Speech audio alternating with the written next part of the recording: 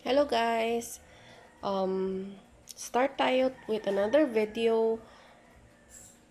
If you're a if you wanna get into baking, beginner ka and gusto mo mag-start, ano-ano ba yung mga things or yung mga tools na kailangan mong gamitin or basics muna. So of course, you need an oven and then mixer. Um, Imarflex mixer. Okay to. Nasa 3 years na sa akin to. And then, gumagalaw to, nung umikot siya. Wag lang siya for bread. Nasira na to eh, kasi ginamit ko yung hook niya for bread. Hindi kaya. So, good for cakes and icings. Yan. Tapos, syempre, you have to have your pans. Ito, muffin pan or cupcake pan.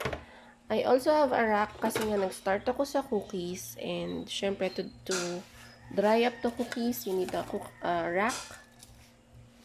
Then, for measuring, you need to have a measuring cup. Yan. Bili kayo nito. Sa Daiso, meron nito. Or sa baking supply stores. Madali lang makabili niyan. Tablespoon, teaspoon measuring. Yan. Kailangan din. Rolling pin. Yan. Bili rin kayo niyan. I suggest you go to All About Baking or any baking supply store. Kompleto sila dun.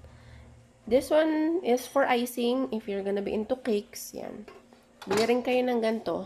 Parang for cake yan eh. Para yung gumagalaw. Pag mag-icing kayo.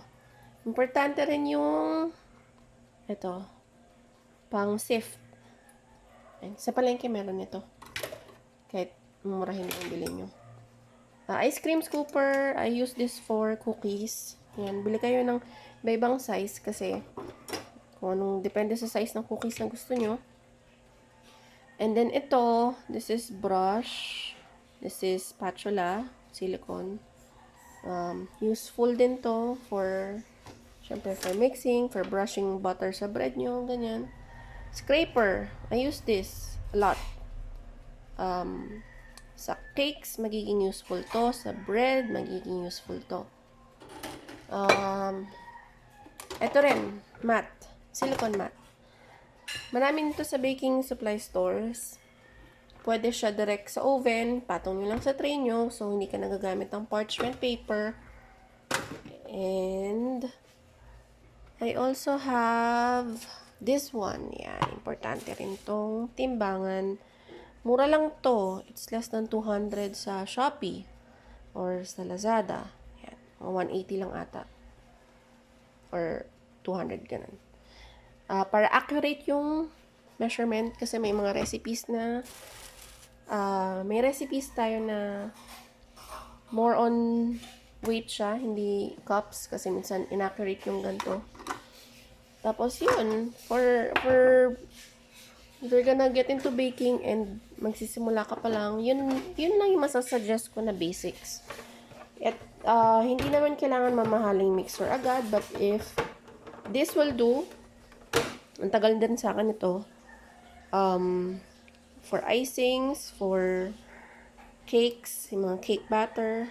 For cookie, I don't use this one kasi ano lang eh. Cookie, I use only spatula. Yun. Kasi pwede naman ihalo-halo mo lang yun. I suggest you get may aluminum na parang mixing bowl din. Medyo malaki. Yun. Magagamit yun parate. So far, yun lang naman. Everything could be bought sa mall, baking supply stores, even online. So, madali lang mahanap tong mga gamit na to. Yun lang yung masasuggest ko if you wanna get into baking, yun yung mga dapat na gamit na meron ka. That's it. Bye!